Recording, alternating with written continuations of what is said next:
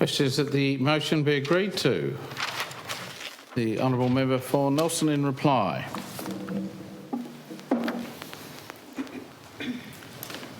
Thank you, Mr. President. And thank you to the members who've made contributions on the motion. I appreciate that very much. I'll sum up relatively briefly, I suspect.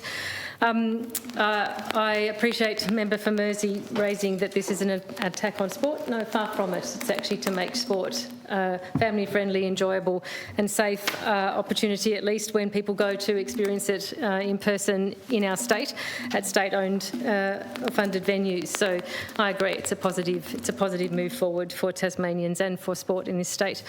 I appreciate the Member for Hobart's comments dispelling that myth around personal responsibility being anything to do with gambling addiction, and I share her concerns around that platform mentality in relation to venues and how that can actually be insidiously used in conjunction with the dominance of gambling sponsorship and presence in those venues, very much so.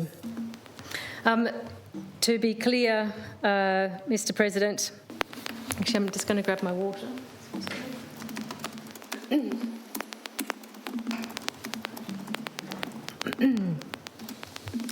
To be clear, Mr. President, I'm not surprised that neither the government nor the Labor Party are supporting the motion. It's hardly surprising because they're very reluctant to take responsibility and to make any steps towards leadership on this issue, which is a shame for our state, and certainly a shame for vulnerable people in this state who are currently suffering under a gambling addiction and are not being assisted in any way, shape or form by the policies taken forward by either of the major parties. The government's and the Labor Party's push to say this is a federal responsibility is quite simply shirking the leadership and responsibility that can and should be taken at a state level. We absolutely do have the opportunity to act, and we could, and that would actually provide a good national light on the hill, actually, for others to follow. We are a perfectly sized state to do that, and we could implement this in nuanced ways that suit our state. This is not a prescriptive motion. This is not a motion that comes into immediate effect. It's a motion that calls on action over time. And of course, the details of that could be worked out, Mr. President, with good intent were it to be taken up by the government of the day and supported by the Parliament and the opposition of the day. Yes, of course, as pointed out by Member for Pembroke on behalf of the Labor Party, this doesn't affect TV advertising or the mainland. No, it doesn't. This is not a panacea motion, Mr. President, and never claimed to be so. This is a motion that says, here's something we could take responsibility for and improve, and suggests that we do that. Of course, we need to take actions in other areas and continue to look for opportunities to reform with a positive public health lens, other aspects of the drivers of gambling harm, things that do happen on TV or on the mainland. Doing one thing doesn't stop us doing another, Mr. President, and it's a really typical strategy of people who argue against positive reform on any gambling matter. It's a typical strategy to say, oh, this doesn't fix everything. What about this thing over here and that thing over there? What about fixing those? It's like, well, sure, let's have those conversations as well, but why would it stop us taking an action, a clear action we could take to make positive improvement and to better protect people in our community who are at risk now, who are being harmed now? And just to be clear, Mr. President, and remind people in this chamber, because it's a while since we spoke about a gambling matter in detail, just to remind people, because it did come up, about the impact of this in a social sense. For research tells us very clearly, for every person with a gambling addiction, there are 5 to 10 people around them. So let's say on average 7, just to be on the conservative side, 7 people around them being directly impacted by that addiction too. And it's friends, it's family members, it's employers, it's neighbours, it's community members. That's how pervasive this addiction is. And I'm absolutely going to take exception, Mr. President, at the assertion in the government contribution that the member for McIntyre, as Leader of Government Business, brought to this place, that the comparison with tobacco is not relevant. That is an utter furphy to suggest, and the rationale being provided by the government to say we can't compare tobacco to gambling is to say that if the product, in terms of the product of tobacco, if you use it as intended, it's likely to be harmful and it could easily kill you. We know that. The reality is, when it comes to gambling, when you use the product as intended, it is likely to end up, or we know from research actually, for a certain proportion of people, it will end up leading to an addiction, which will harm that person and, say, 7 people around them in their life. We know that for sure, for example, on pokies, for a start.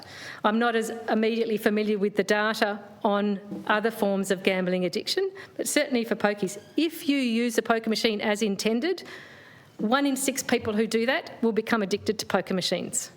That's a guarantee. That is not anything to do with personal responsibility. It is not anything to do with using the product in any way that isn't intended. It is a recreational user of the machine. You sit down regularly in front of it to use it as intended. 1 in 6 people will develop an addiction. Full stop. So how dare there be a suggestion that somehow gambling addiction is the responsibility of the person for not using the product responsibly or appropriately or as intended. That is rubbish, it's a lie, it's a myth, and it shouldn't be perpetrated in this place by a government who's responsible and cares about the community. So I hope that we never hear such a suggestion again. And although the member for Pembroke suggested that I had somehow mentioned the words problem gambling in my motion, I haven't. I never used that term because it's not an appropriate term. Right. It's a term that's used in research to categorise, but it is not a concept that's accepted by anyone who operates in this space as being appropriate. If you use the term problem gambling, you are blaming the person for their addiction. That is not valid, it's not accurate, and it's not appropriate to use it as a term.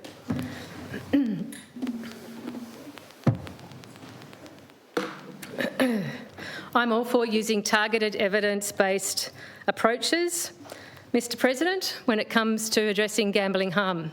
Let's absolutely do that. That's what we were intending to do in this state when we had a pokies card plan. It's been abandoned by the government and never supported by the opposition. So how dare they suggest that they're interested in targeted evidence-based approaches? They're not. And in terms of this is a targeted approach. This is not saying we're trying to fix everything. This is saying we have sporting venues that are the responsibility of our state. We know that exposure to gambling ads in those sporting venues puts children in our community at risk. We know it inextricably normalises gambling when it comes to those children's experience of sport, and it joins those two things together in an unhealthy way that is making them more likely to be at risk of gambling harm and developing a gambling addiction, and probably at a relatively young age. So that's a very targeted thing to do. Here's our venues.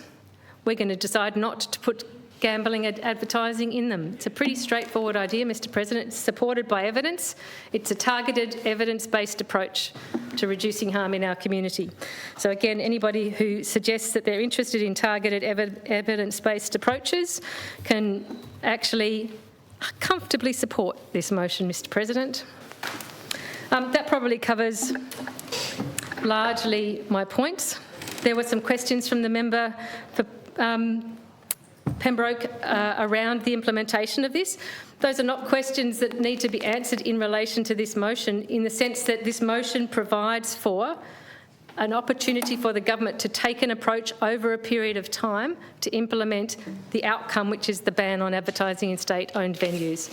How the government goes about doing that, the details of how that occurs, is entirely then within the policy remit of the government. This is calling for a particular broad action and outcome. The implementation of it can be flexibly addressed by a receptive government, if we had one, when it comes to it. So, Mr. President, I'll wrap up. I know we've got a long day. I appreciate members' engagement with this motion.